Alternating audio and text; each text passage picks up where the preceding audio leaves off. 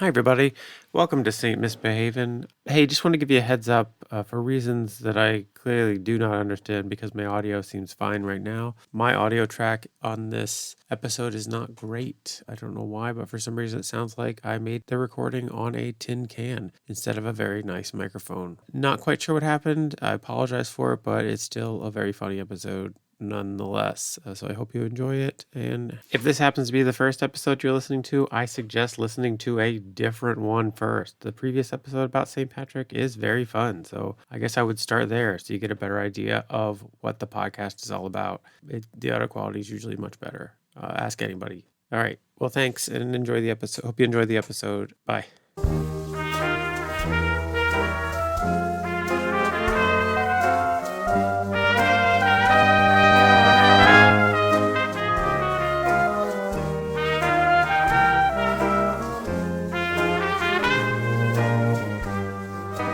Welcome to Saint Misbehavin', the podcast about saints from people who are not. I am your host, Matthew Judorn, and I am joined, as always, by my chief researcher, co-host, and person who is apparently not the IT department. Thanks for nothing, Anna.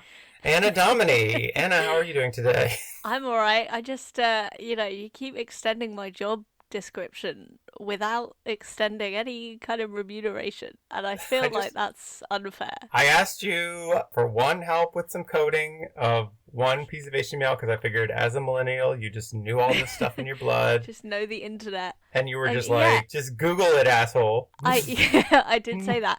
But then I got my partner to do it, who is paid a lot of money to do this kind of thing.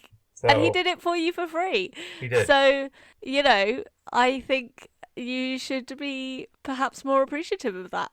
I am appreciative of what he did. And I think that sets a good example that he's willing to do highly technical work for me for free. Oh, God. What are you doing? Highly technical research. Perhaps. Remains to be seen. I feel like maybe I'm the problem with capitalism. Anna, how have you been?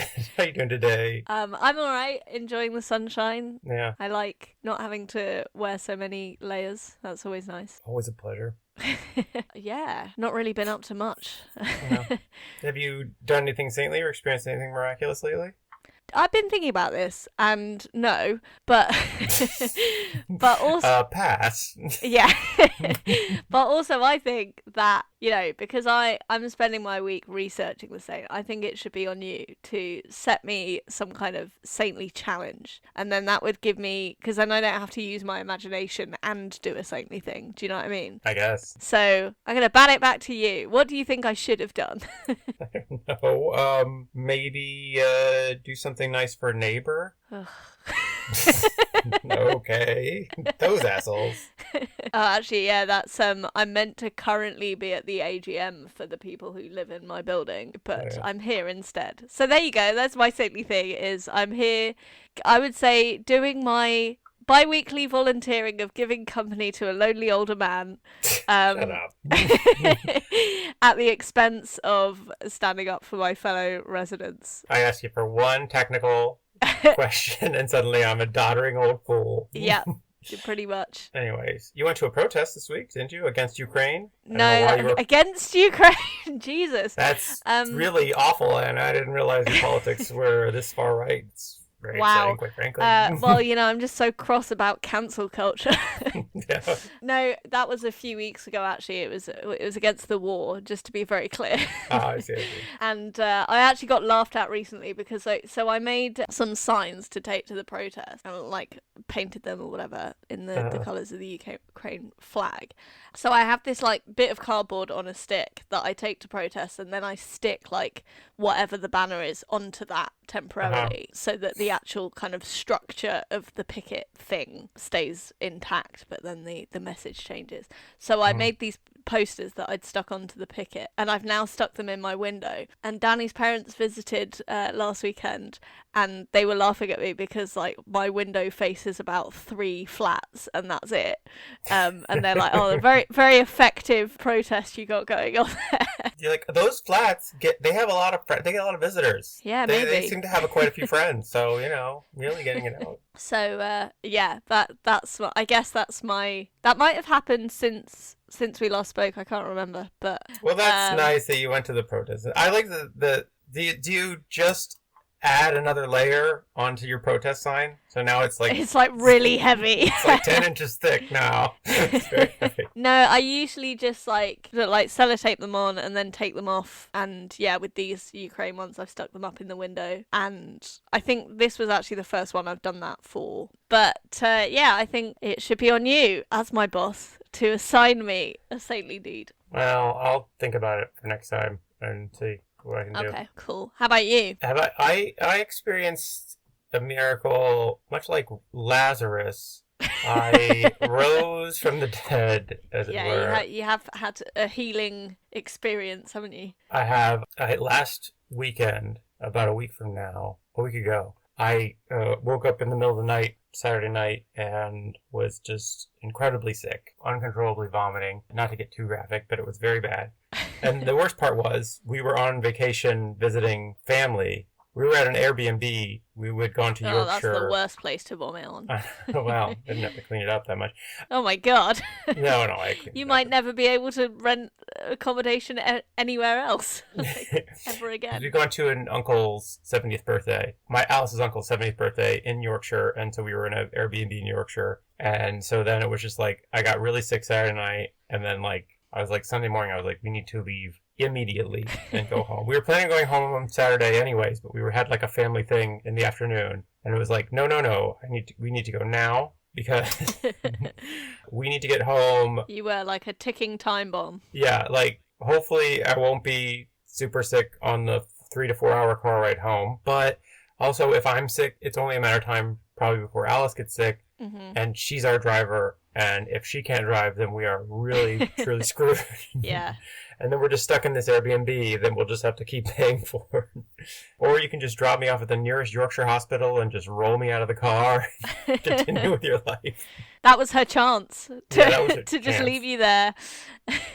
Yeah, but then I spent the rest of the week very ill, and then I spent half the week very ill, and then I spent the other half of the week slightly better and tending to Alice, who then was very ill, and also Tavish. Tavish got pretty ill. And then I got better. And then hooray! I got a head cold. Oh. And now I have a head cold, so I don't know. And it's only a matter of time before we all get COVID as well. Yeah, I somehow still don't have COVID, according to the test I took. But actually, it's funny, when I was laying in bed really sick, I was like, I feel so awful. Yeah. I feel terrible. And I'm just like, I can feel like there's like a variant percolating inside my body. Like I'm building a variant. Because it's so horrible, and it's like this is the worst illness anyone's ever had. Cause anyone has ever had. Because I was so weak, and like my stomach felt so terrible, and it was just like the only thing that helped was laying completely immobile in the bed. Like even the slightest movement, just like it made me feel horrible. But then like typical man thinking you're the most special person in the world just because you're ill. I felt bad. I was just like, I don't know. I was like, this must be the new horrible variant. Millions will die because of me. They'll call it the Shadorn variant. This will be my legacy. This is anything people will ever remember before. They're like, that asshole whose body was so horrible that it made this terrible variant. This is the price you pay for having never got a hangover. Maybe this is like instead of getting a hangover every time you drink, you just get very, very ill periodically. And yeah, that's just how your body works. Possibly. Yeah. Well, it makes you feel better. I haven't had anything to drink in like a week, so. Maybe you should have. I don't know. Yeah, maybe that's my problem. Maybe that would have helped. Sort of a little gin clean out the system. Yeah. Yeah. Anyways, and today is March 27th, 2022. Yes. Who is today's saint? Well, we are looking forward to the 29th of March, which is the day of Saint Gladys, but it's spelt Gladys. So does that gives you a clue as to where? Yes. Hey guys, here's a fun tip: that there's just a random W in a name, probably Welsh. There we go. So yeah, we missed St. David's Day because that was the week that we did the patron saint of Ukraine instead. Which I was disappointed about finding about after the episode, because I was like, we could have spent the entire episode making fun of the Welsh. Well, now we get to do that now. So you're welcome. Now I feel better. Good. So yeah, I think you're going to enjoy this. Okay. Going to enjoy my struggle, because the thing is that you struggle with names, and now you get to hear me struggling a lot. So, Princess Gladys was the eldest daughter of a saintly Irish immigrant, King... I'm sorry, I think you forgot to say, once upon a time, there was a beautiful princess by the name of Gladys, and she was the eldest princess in all of Wales. Well, she wasn't the eldest princess in all of Wales, Well, I guess because there were lots of other kings, I think, Fine. around at the time. But she was the eldest of possibly 63 children. What? That number seems inflated. Yeah, so... These are King Solomon numbers. So Bryken had been married 3 times. Mm-hmm. His wives had been called... Wait, let me get a piece of paper. Doing some maths. Yeah, okay. Well, it's like 21 per marriage. So he's married 3 times. Mm-hmm. His wives were called Prost, Ferkt, Tidwell. I'm sorry, was that the first one or is that all 3? That was the first one. Oh, wow. Okay. Apologies. Twidwell. Yeah. She was number 1. Ban had Llweld Ferk Bernardi. Tragically, she died trying to pronounce her own name. Choked on her own Choking tongue. to death. Yeah. And Gladys, who we can assume was Gladys's mother. I guess so. Wait, or he married his own daughter? Ew. I don't think so. Okay. That's not part of her story. So his story is he had 3 wives. Each one had an average of 21 children. Yeah. It's not like these are all like kids from mistresses and various prima nocta encounters and whatnot. I mean, who can say? All right. He was a king, so probably. Yeah. But yeah, the figure for the number of offspring ranges in historical accounts from 12 to 63. But the most mentioned number is 24. So we could say that's the most probable, but still a lot. 8 children per wife. Feels high. Even for what? Oh yeah, what time is this? So we are in the 5th and 6th century. That's as specific as I could get. Well, that's something. I mean, this feels like a lot of kids even for the 5th and 6th century. Yeah. Yeah, especially because, like, I don't know how many of those are, like, siblings who lived for, like, you know, to see adulthood. Right. But, like, you can imagine, yeah, with that level of healthcare that was available. Well, he's king, right? Well, that's true, but even still, that doesn't mean you have access to futuristic science. Fair. Well, I mean, it does, but you don't have access to future technology. No, I guess that's right. So, yeah, we're talking 50% mortality rate. Maybe give him a king's average, give him plus 10 more percent. So still you're losing like 40% of the kids. Yeah. At least a third. Yeah. So pretty crazy upbringing. Yeah. I mean, I guess the difference between a 5th century king and a modern day homeless person in terms of medical access and like quality of life is probably about roughly the same. Yeah. I mean, maybe I'd say that like a king would probably have a better diet, but not necessarily. Like nutrition wise versus like questionable volume. I still think that's quantity versus quality. Up for debate, yeah. Yeah. Anyway. So with her countless brothers and sisters, she was raised at the royal and Christian court at Garthmadrun, which is now Talgarth, where I have visited. Is it nice? It's like it's a nice little. Well, it's called a market town, but I'd say it's more of a village. But that's because I'm from the big city. Yeah, it's a fine distinction you've made there. I don't know. Sort of, near the Brecon Beacons, and Gladys grew into a beautiful young woman. That's what all we know about her childhood. She was the eldest, and the pretty one, maybe. You know, it never goes that this is like, and she was the most homely of the bunch. She fell out of the ugly tree and hit every branch on the way down. Because the Lord believed in her. Yeah. I mean, wouldn't it be a little bit more miraculous if she turned out if she started out as a horrible homunculus type person, you know, and then became a saint? Yeah, because I guess like, you know, it's like we've seen with some other saints where it's like, oh, they were very pretty and that's what convinced people to listen to them about Jesus. Yeah. So yeah, I think you're right. I think basically what we're learning is Jesus is very fickle. Even like a lot of the male saints, like we've had someone that were just like, and he was a fancy dancing lad or a fine youth of noble bone structure. I think probably, you know, is Yahweh a eugenicist? Who's to say? Yeah. I guess you know somebody's touched by God because they've got nice skin. You know, they got nice clear skin and well, yeah, because obvious, obviously in boils. like a lot of particularly sort of biblical times, illness was seen as a sign that you'd done sins, right? So Good yeah. point. Anyway, so yeah, she was a beautiful young woman, and before long she came to the notice of some of the most eligible bachelors in the kingdom. Ooh. Or in the land, particularly Brychan, or alternative spelling that I've just come across, Bryceniog. So her dad's menacing neighbour, King Gwynflwyl Farfog. You which really bit means, off more than you can chew with this one, haven't you? yeah, Gwynflwyl the Bearded of Gwynflwg.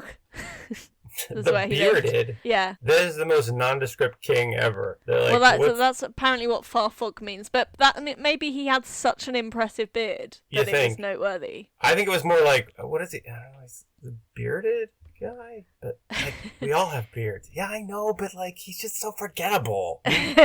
Well, like, you say that. It's like Flurflog the skin face. All that skin all over his face. So, in like a bastardized English, Gwynflwyl is pronounced Woolos, so we might go with that for the rest of the account, because that's probably less offensive than me trying to pronounce it every time. Yeah, and then we can do lots of funny, what you talking about, Willis? Jokes. Yes. Or just one and leave it there.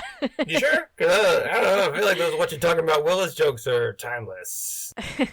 Okay, well, I mean, it's your podcast, so go crazy. You say what you want. What you talking about? Yeah. Okay. So Woolos was the son of King Of another king. It's fine. Just say another king. Yeah, okay. Whose powerful kingdom of Glithwissing was centered on Glamorgan and supposedly extended as far east as the River Towie. Don't know where that is. But he was a descendant of someone else, let's just say, according to some accounts, and his mother, Gwawl, was equally distinguished, being the granddaughter... I don't need the whole lineage of all of these people. It's nonsense. Okay, None of this makes sense. Fine. It's so Woolos was... he was the son of... yeah, I know that guy. Yeah. Right, but so he basically fine. He was. Unless you say he was the son of King Arthur, I'm out on all of these things. Okay, well, I'll let you know when King Arthur comes up. Please do. Basically, very distinguished royal lineage. Okay. And Woolos was the eldest and most powerful of his brothers and overlord over them. Mm-hmm. So also one of his brothers was a saint as well. So very, very distinguished background, this guy. But he is portrayed... power, religious power. Yeah. Beard power. All of it. He is portrayed in biographies as an active and merciless warrior who attacked and raided nearby kingdoms, with one account saying he was very partial to thieves and used to instigate them often to robberies. So he would just get criminals to join him on his raids as a king. He'd be he just instigates hey, why don't you see that house over there? That house right over there. See that one? Yeah. The locks. Just so easy. You should, No, I got some nice stuff too. You should really, so go check it out. Go ahead. Yeah, it's gonna be fun. No, I'm the king. Just do what you want. It's fine. Yeah, don't worry about it. That guy, he's an asshole too. Don't worry about it. You should, that one. That one over there. Yeah. Hey, here's a sack. Go ahead. Knock stuff out. Fill it up. Anyway. Is that what you would do if you were king? Yeah, I'd be It sounds like you thought about this. Hey, see that over there? Rob that guy's purse. Yeah, still lots of money in that purse. Hey, go on. Whatever. What are they gonna do? Hey, if they catch you, I'll just tell them you were working for me. I'm the king. Don't worry about it. Yeah, so a real man of the people, I guess. Yeah, really nice you could say. Although another account insists he was a just and fair ruler. So maybe the one written by him. Who knows? Little thievery on the side. What's wrong with that? Yeah. I mean, we were talking earlier about whether it would be just for me to steal lateral flow tests once they become not free, because, that would be a theft that would be actually better for the community. Yeah. Very sad. Anyway, well, I mean, we supposedly have universal healthcare, so all tests for anything else are also free. So it's there's an argument that it's, just priming us for privatization. Anyway, Woolos sent envoys to King Brychan requesting the hand of his daughter in marriage, but Brychan sent them away. Based on the above description, Woolos was unsuitable for his favourite daughter. which is understandable, right? Yeah. I mean, yeah. You're just like, what's this guy got going on? He's just an active thief encourager Yeah. with an okay beard. Thank you, no. However, Woolos was not so easily put off and decided he would take his prize by force. Boo. He's like, I steal things, I steal women. That's just how I roll. That's how I am. Yeah. Can't change me, baby. So I guess because he's a king, he can just be like, well, I'm just going to take him, and then what are they going to do? Well, that's the thing. So, but Brycon was also a king. So he was Right, but like, they had neighbouring kingdoms. But isn't Willis's kingdom like much more powerful than the other guys? Maybe. Gladys' dad? Gladys. Gladys' dad? Sorry. Gladys. Well, maybe. Accompanied by 300 men, he went to abduct Gladys from Talgarth. Real stealth mission then. Just like, guys, everybody be quiet. Yeah.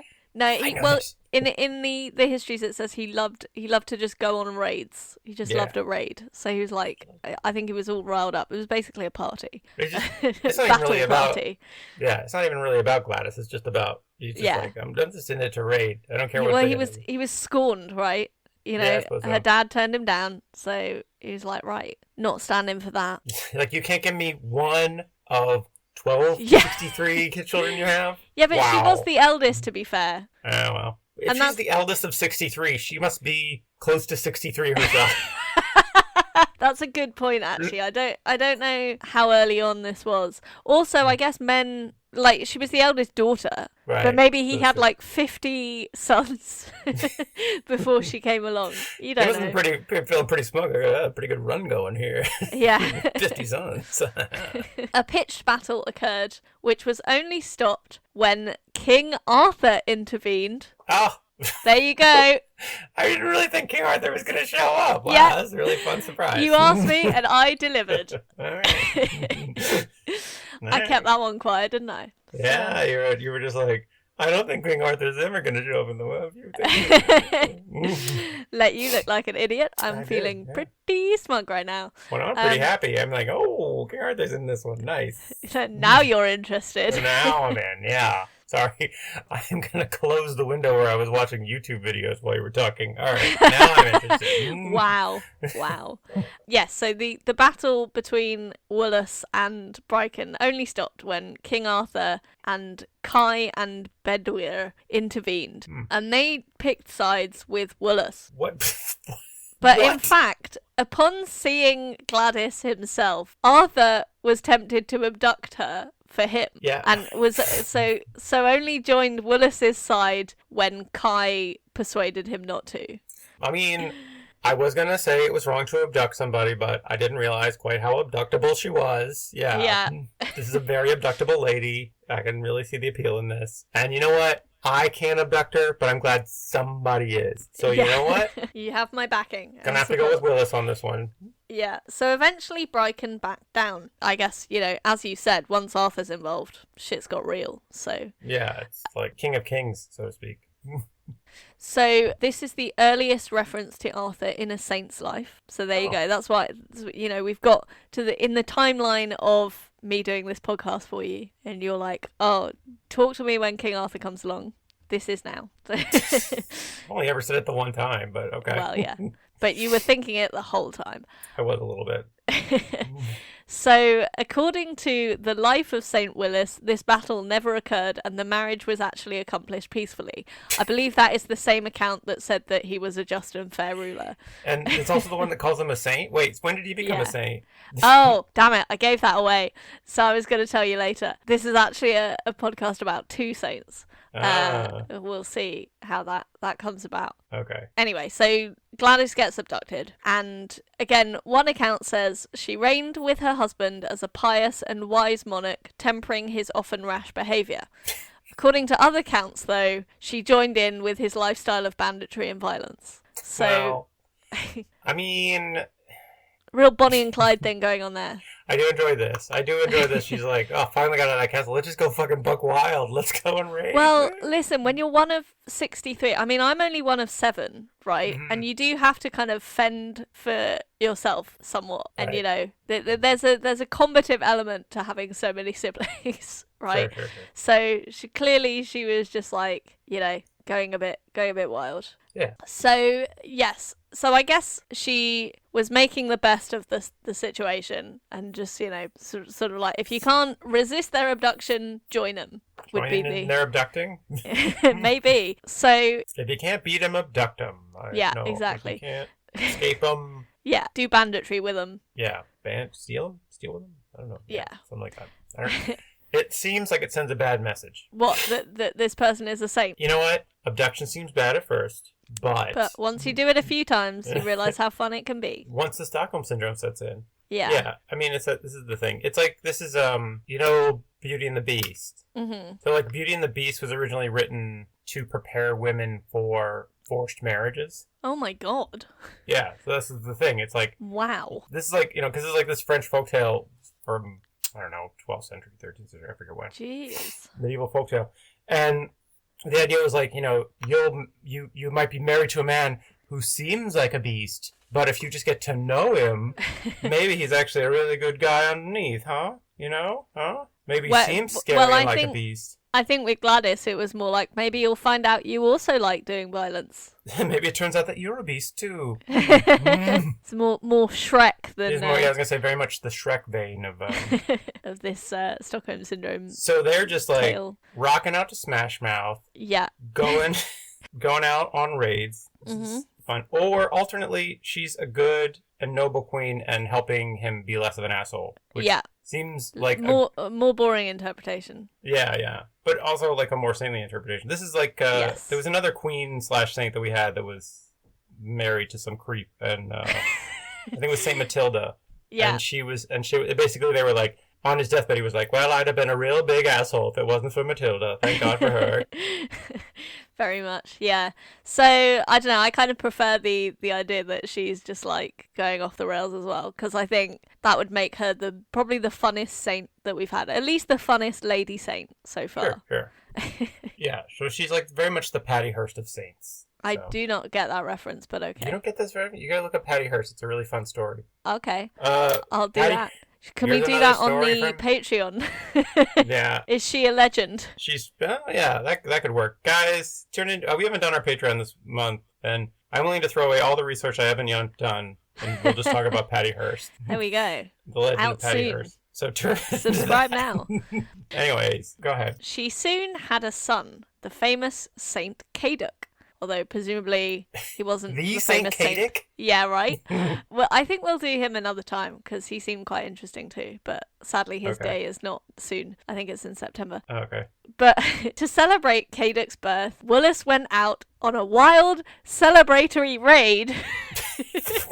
This guy's got one speed, and it is fucking raid. I'm a dad now. I'm going to be responsible. Let's go fuck some shit up. Time for a wife. Let's go on a raid. Let's celebrate this marriage. I think this is time for a raid. Willis, your father. I'm so sorry to tell you, your father is dead. Oh my god. Let's go on a raid. Only a raid's going to make me feel better. Joined by a new band of fearless warriors. So I guess like maybe some of them got taken out during the wedding raid. So he had to regroup them.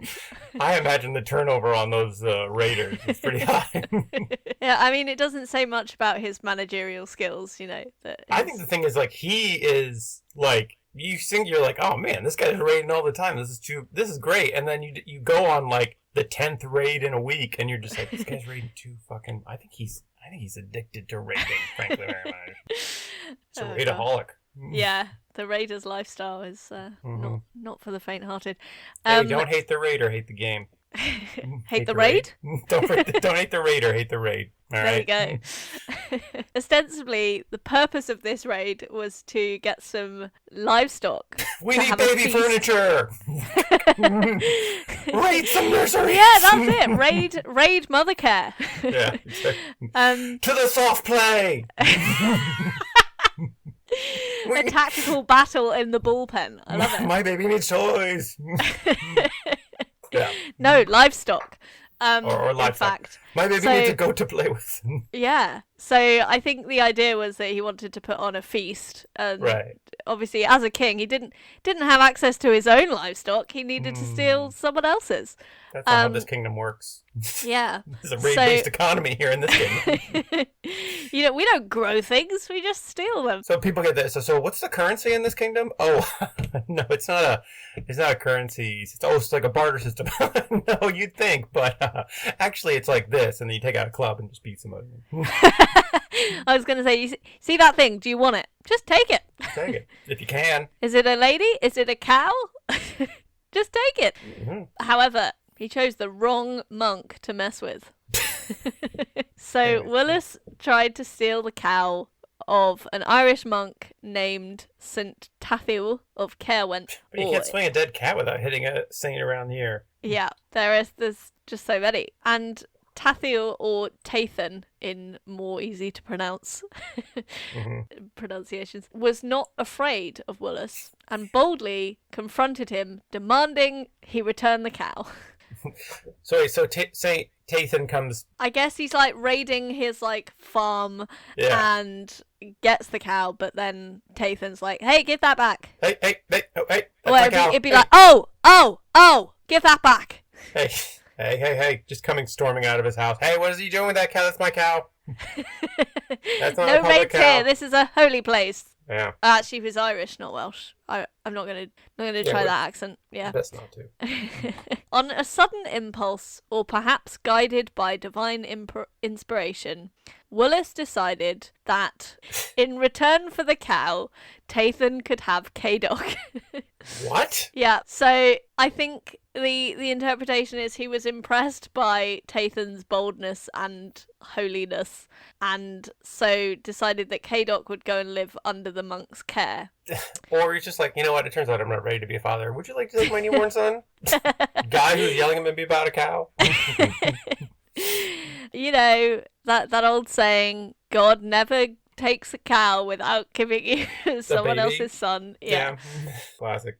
Yeah, very much. This is how bad the rating has gotten. He has completely forgotten how to barter for like a normal person. He's just like, okay, you know what? I see. I should give you proper restitution. Here is a child. A child and a cow are about equal, right? Yeah, that's good. To be fair, you can't eat a child. That's true. So and probably higher mortality rate among children than among cows. Probably, yeah. Cows are more resilient. Plus, Probably. like, you know, he probably saw Gladys's number of siblings and thought, I can get another one of these pretty easily. It's probably pretty enough, yeah. But no, I think the sort of traditional interpretation of this is he was like, wow, this guy's so holy. I'm not worthy to raise my son. I will give him to this guy to make him a better person. Okay. So Cadog was sent away to be educated at Tathan's monastery. Now, I don't know if this was immediate or if it was like a promise that was made, and because I imagine he didn't have the baby with him on the raid. You never That know. would have been. I mean, he was very irresponsible, so possibly. But I love the idea of this guy with just like a baby Bjorn and then like a sword and a club in each hand. Listen, fucking running around, baby giggling. As he sets fire to huts and shit. Yeah, you're saying that this guy's a feminist. He would have done the childcare himself. He's like, look, I want to take my son out. I want us to have some father-son bonding time. Doing the one thing that I like to do. Very much the, like, you know, throwing a baseball with dad. Exactly. Stealing some cows with pups. Decapitating somebody and throwing the head around. Wow. When are we getting back to Gladys? I feel like we've been away from Gladys for like this entire time. Well, yeah, but, you know, they're both saints, so it's the story of both of them and their wild romance. Okay. So, and it's important. It's important that you know what happened to Cadog. Okay. So, in the monastery, Cadog picked up knowledge of Latin and received a rudimentary education that prepared him for further studies in Ireland and Wales. But most importantly, Cadog learnt to appreciate the life of a monk and a priest. So, very different lifestyle to his dad and to the lifestyle that he would have been exposed to otherwise, I guess. So let me get this straight. When you want like a piece of bread, you just ask that guy and he gives it to you. You don't have to stab him. Wow. I really like this lifestyle. It's so much nicer. But also, you could try like just not having any bread for a while. That's very much part of the lifestyle too. Doesn't really seem like a solution to anything. But... So Gladys in the meantime, had other children who were also saints. I don't understand how they became saints if they weren't also given away to monks. But they were called Sinidra. Wait, was that a different one? Or No, that was me trying to pronounce the same one. Oh, okay. Sinidra Boogie. They boogie? Yeah. Maybe it's Budgie, but it's spelled Bugi. It's Budgie. It was a small bird. She gave birth to a small parrot. Listen, she's a very miraculous lady. It could have happened. Egwine. An iguana, okay. So she's just giving birth to a menagerie of children. Yeah. And Matches. According to tradition, Matches, a girl, was killed by robbers when they were trying to steal her finest ram. So that's a tragic tale of one of Gladys's other children. You live by the raid, you die by the raid. Exactly. Yeah. Tathan was around then as well, the monk who was looking after Kadok. Apparently, the murderers confessed their crime to Tathan, and he built a church on the spot. Which I think means on the spot of the crime, but it just sounds like he was like, right, a crime has happened. Let's make a church. Done. I don't know. So, like, Tathan, who I like to call Tathaniel, so he was just like, the proper response to this injustice is to go build a church. And the guys who committed the murder were just like, so we're free to go to them? Or, okay, cool. Yeah, I don't know. You solved this without us, so, it's going to walk free. I mean, it just sounds like quite a chaotic land of, not much rule of law happening. Just raid after raid. Yeah. Stealing, murder, abduction. All the things you want from a story of a saint, right? Yeah, pretty much, check classic saint lifestyle. Yeah. Yeah. What counted as good behavior is very different than from our modern perspective. Yes. Well, this is why there aren't any saints around now, right? We have higher standards. So everyone is a saint by comparison. These people. Maybe.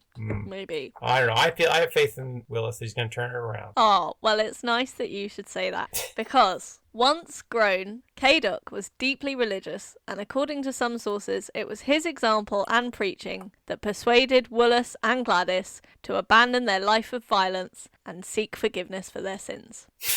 So you keep manifesting things into the story, don't you? You keep saying, like, this should happen, and then it does. Yeah, I love them, just blood-drenched, sword in hand. Their son comes home from college, is like, Mom, Dad, there's another way. Oh, okay, we'll give that a go for a bit. See how that works out. Well, I did read somewhere that they didn't quite get it at first, and Willis apparently attempted to forcibly baptize a whole village at sword point. So it's like, can we still do some form of raiding if it's in the name of Jesus, please? All right, so, okay, I get it. So Christianity, it's like a raid of their soul. Yeah. I get what you're saying. No, Dad. No. You're so close. I feel like... No, I get it. I hold them underwater until they stop struggling. Yeah. And they're with God now. And then with God. Yeah, got it. Okay. Now we have it. Yeah. And also, he must have heard about Holy Communion and thought, wow, that sounds even more hardcore than what I'm into. Like, drinking blood, yes, please. Sign me up. Yeah. Time for some sword point baptisms. So, no, apparently Willis had a dream in which an angel spoke to him, and he saw a vision of a white ox with a black spot on its forehead. And he was like, let me get that off for you. Yeah. Licked his thumb. And... Yeah, I was about to say that doesn't really work when you're doing audio, but then you described it, so well done. Willis then went out into, like, the land and saw the ox that he'd seen in his dream. And in that place, he founded a hermitage. Oh. And everybody was like, what you oxen about, Willis? All right, oh, that's dear. The last one, I promise. Thank you. So, yeah, that's now... The hermitage is now in a place called Stow Hill in Newport in South Wales. Oh, they moved it? No. They just changed what it was called. Oh. But it was made out of wood, so maybe. I mean, also, I feel like if you have a reputation for, like, raiding and, like, smashing things up, building your church out of wood seems like you're only temporarily interested. They would think it feel like the one thing you would know when constructing building was how to make it raid proof, because that's the one thing you know how to do. It's the one thing you're good at. Yeah. You're like, wood, guys, rookie move. Come on. You might as well make the thing out of straw, just because it's gonna go up like it's gonna the first torch I throw at this, and I'm gonna throw a torch at it a couple times. It's just gonna happen. It's just gonna go right up. Yeah, I mean, definitely like Three Little Pigs wise. He should have known. He was seemingly like very inspired and a changed man, because he said about this hermitage, there is no retreat in the world such as in this space, which I am destined now to inhabit. Happy therefore is the place, happier then is he who inhabits it. So that's nice. He's like, it suggests that hermiting is very much his new hobby that he is now very enthusiastic about. This is the happiest place on earth. Yeah. Ride the teacups here at my hermitage. Gladys accompanied Woolos into a hermit's life, and for a while they lived together. Can you live as a hermit with a couple? Can a couple live as a hermit? Well, this is contentious, as we'll find out later. But a miraculous fountain started on the hill when Woolos prayed for water. So I guess it wasn't a great spot for a hermitage at first, but then they made a miraculous fountain, so it was fine. Willis, I mean, nice building. I mean, raid proofing, 3 out of 5. But there's literally no drinkable water here. Yeah. Well, that's fine, because, we're saints now, so we'll just fast, including not drinking water. No, they made a miraculous fountain, and together they undertook austere saintly practices like fasting, eating a vegetarian diet, and, to help with a vow of chastity that Kaduk encouraged them to take, bathing in the cold waters of the nearby river. I was like, it can't have been that far from water. Yeah, I guess not. Nearby river, yeah. But yeah, I love this idea that, like, kids never want to think about their parents having sex. So Kadok's like, you must take a vow of chastity for the Lord, because you're holy now. It's not even for the Lord, it's just for me. I don't want to think about it. Yeah. Thank you. But according to some accounts, they would bathe in the cold waters of this river and then go on a mile-long walk with no clothes on. And that was meant to be like making them, I guess, feel like the extreme cold temperatures or whatever. But Kadok convinced them to stop doing the naked walks as well. It's like, your naked quote-unquote walks are not fooling anybody. We know what you're doing out there in the woods, all right? You can hear it. It kind of like echoes across the hillsides. No, that's our holy chanting. We're being very... Well, it turns out it's a really big turn on to take naked cold baths with your wife. Sorry. Like, she's looking, great at the moment because of her vegetarian diet. Like, no more cows. Beef's very bad for you. Eventually, they separated to avoid temptation. Great. So they're married. Wasn't that the whole point of being married? Well, this is the thing. So apparently Gladys and Woolos are like one of a very rare examples of saints who were a couple, because generally, virginal and monkish. Monkey. But I don't know. I mean, it's just like, you took the vow to be married. Yeah, you did. But then there's this like view of sex being sinful but necessary for, and so it's like, you even within marriage, you still shouldn't do it if you're going to enjoy it, kind of thing. You're not gonna have more kids. Yeah. Oh well. It's gotta have a very painful, dangerous procedure at the end, or it's not allowed. So then Woolos stayed there, and Gladys moved to somewhere called Pencarn in Basaleg, elsewhere in Wales, where she founded her own hermitage. Start my own goddamn hermitage. Well, if I can't have sex, I guess I'll do some building. Yeah, fucking go on my own nude walks. Thank you very much. Yeah. Stupid. Man, you send a kid off to college, he comes back a real fucking asshole suddenly. Not hang out with your husband anymore. Sending us away. Yeah. Later, she moved to Capel Gladys in Geligea, again to live as a hermit, and that was supposedly where she was buried when she died in maybe 523. And a Celtic cross slab found there is thought to be a memorial of her. So that was her retirement and death. And then Woolos, which I have now found can sometimes be spelt Gundlois. There's no need for this.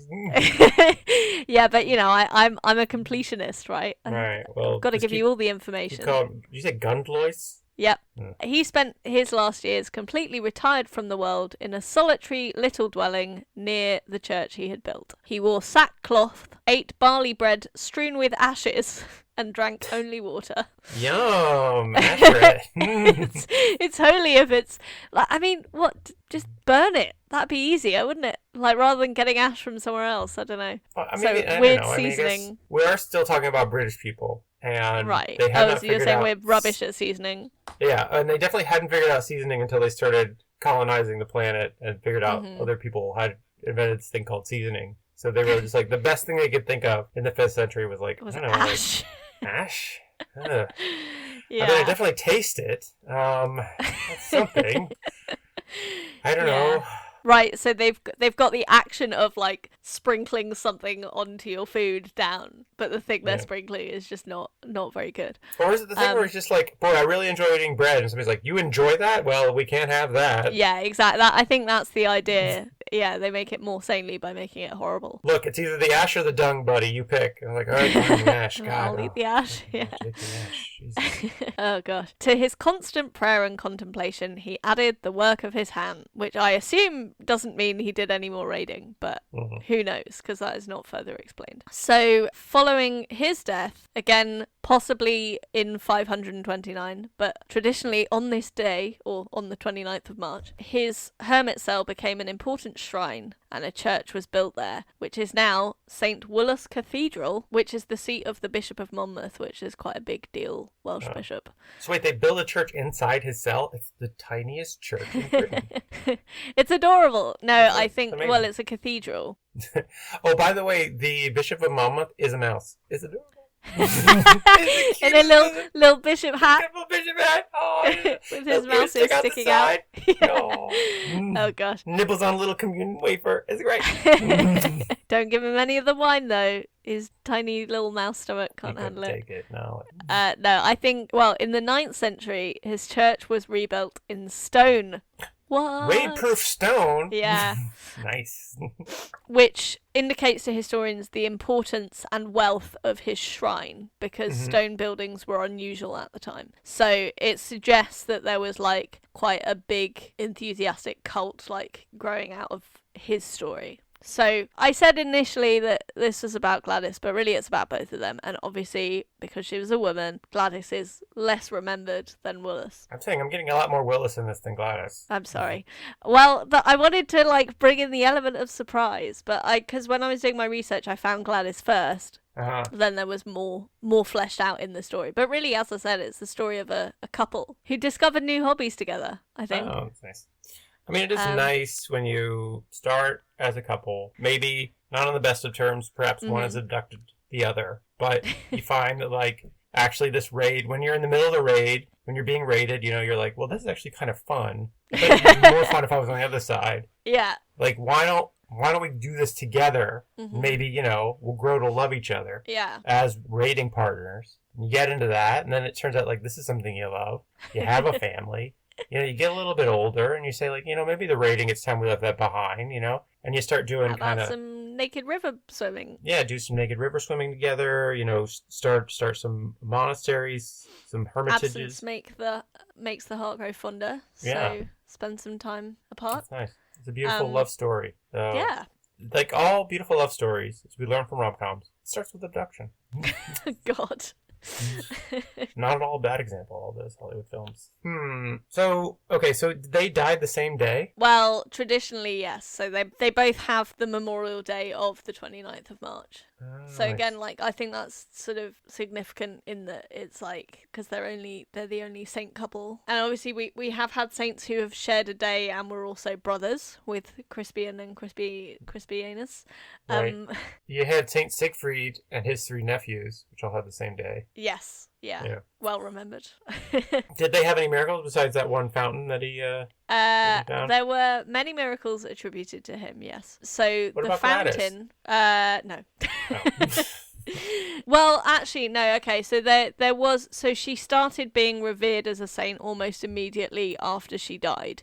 So we can assume that there were miracle stories as well, but they haven't been preserved in the same way because he was a king. So history cares more about him, I guess. But he had some exciting ones. So his fountain supposedly healed people who drank from it. And angels were seen near his tomb. Maybe they were just raiders coming to get their stuff back. Who knows? It's like, guys, I got the best plan. We'll dress up like angels, and then if anybody sees us, we'll just pretend like we're just angels. Isn't it great? That sounds very likely as to what happened. Yeah. Like, this is how this awful person became a saint. Yeah. So they're the angel raiders. They were never caught. Angel People were just raiders. like, oh my God, real angels. Like, that's right, lady. I'm sent from heaven itself. Now give me all your jewels. God needs them.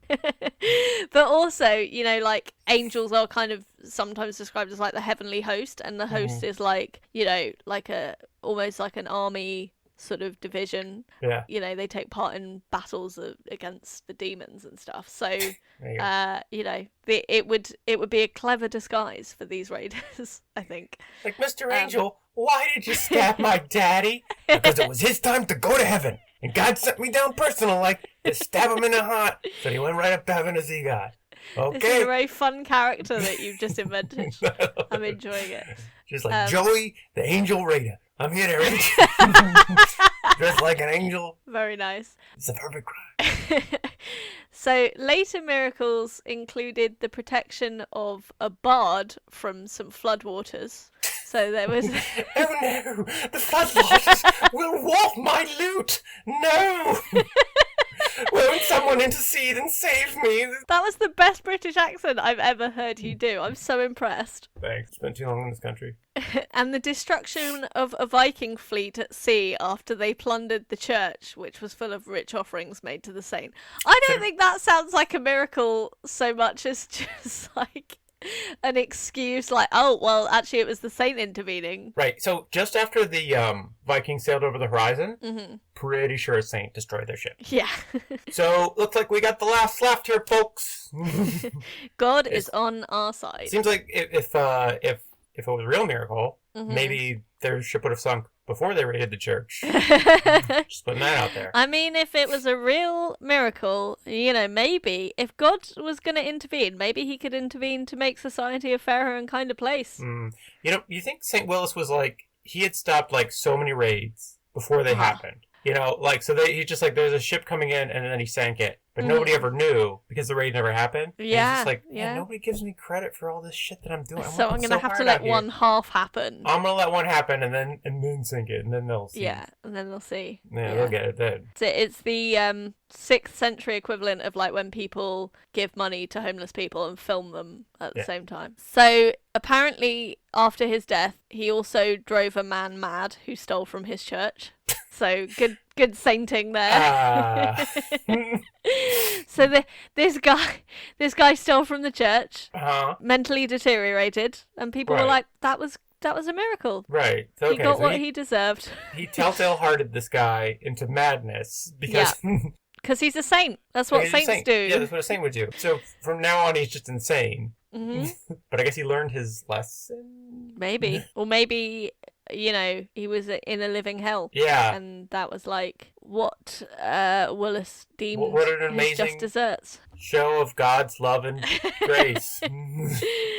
Deny a man his own sanity. Yeah. For a misdeed. Praise the Lord. Great. Fucking rad. Totally proportional response to theft, that is. Finally, the defeat of King Harold Godwinson at the Battle of Hastings was attributed to Saint Woolos. It happened about 500 years later. Okay. 1066. Right. Because Harold's troops had plundered Woolos' church while attacking a nearby kingdom. So, yeah, 1066. And everything that's happened ever since, you could say, was down to Woolos, yeah. I love that St. Woolos was just like watching them raid villages and kill innocent people and just... He was probably really conflicted. He was like, yeah, get it! Oh shit, no, I'm not meant to be condoning this anymore. Look at that. That takes me back to the old days. Oh, good raiding boys. Oh, they still do it. And back in my day, We're rated a little bit better than that, but that's good. You got a nice little technique. I like that you got your hard. Wait. What? What are you doing there? That's my. Excuse me. That is my church. Okay. Excuse me. That is not. No, you shouldn't be breaking those stained glass. Please, no. Please leave those gold crosses. Okay. All right, guys. All right. Enough's enough. All right. It's gone a little bit too far. Okay. All right. Here we go. Okay. All right. Now you're in fucking trouble. Because I got God on my side. Yeah, it's one thing when you were just, raiding this village and killing the people who live there, but not my church, buddy, not today. Not on Saint Woolos' watch. Yeah, what you talking about? That was poor. See, I should just leave the jokes to you. Anyway, those were his miracles. All pretty bad, I'd say. Not great miracles. Apart from the healing fountain, it was pretty good. Healing fountain, always great. It's always great to find a healing fountain. Maybe it was like, you could go there after you'd been raided. Yeah. And you could I'll heal look yourself. up this healing fountain. I'm going to be in Wales in a couple weeks. Okay. So maybe we'll look up this healing go there. fountain. If your illness continues, you definitely should go. I will probably have a new one by then, but yeah. Yeah, probably. I don't know anything about their relics. No but relics? Can you guess what their patronages are? Are they the patrons of unpronounceable names? Like real tongue-swallowing bad names. Oh, God. Yeah. Is one of them the saint of justified abductions? Wait, would you say it was justified? King Arthur seemed to think it was justified. Oh, I see. Yeah, fair enough. No. I wasn't. I'm not. Yeah, I'm not. I'm saying again. This is another. It sounds like you are, but pro tip from Matt here to anybody out there thinking about abducting. I didn't realize I'd be giving so many abduction tips on the podcast. Don't abduct people. You do not have a good reason. I'm going to just say that right now. I'd really like to take it on a case-by-case basis, but I'm just going to say no good abduction reasons. Very inflexible of you. Yeah, I'm just saying, you know what? I'm going to err on the side of no abductions. Mm-hmm. And that is the official position of this podcast. Yeah, the official position of this podcast is no abductions. You don't have a good reason. I'm going to just come out and say it's very, very unlikely. I'm saying 99.9%. I'd say 100. Yeah. You know what? You're right. I shouldn't even leave that margin. I'm going to say 100%, no good reasons. Yeah. You're right, Anna. I don't want to leave anybody any wiggle room here. Let's just not abduct anybody, and I think we'll all be better off for it. Thanks. Wow, what a deep and unusual message to hear. Very inspired. I feel like I shouldn't have to say it, but I feel like it's probably still good to say. Yeah, for sure. It goes without saying, and yet I've just said it. So. Yeah, I mean, so many things we think should go without saying. Yeah. And they still don't, so we should say them. Yeah, there's a reason we still need laws against things. Yeah, definitely. Are they the saints of couple hermits? It's like hermity couples? They should be, but no, they're not. Maybe because there aren't many hermited couples, I'd say. Yeah. So that's probably it. Is he the patron saint of raids? The patron saint of raids? Or raiding? Or raiders? Raiders. Well, the Los okay. Angeles Raiders? So officially, or the Las Vegas Raiders now, I think. So Woolos is the patron saint of soldiers and pirates. I feel like pirates should not have a patron saint because again, I feel like should the church be condoning pirates? Like being in favor of pirates feels like a bad look. Yeah, being a patron of pirates, but then for him, I think makes total sense. Yeah, for him, it's just like he's like. I like to look out for the pirates. They're men after my own heart, Yeah.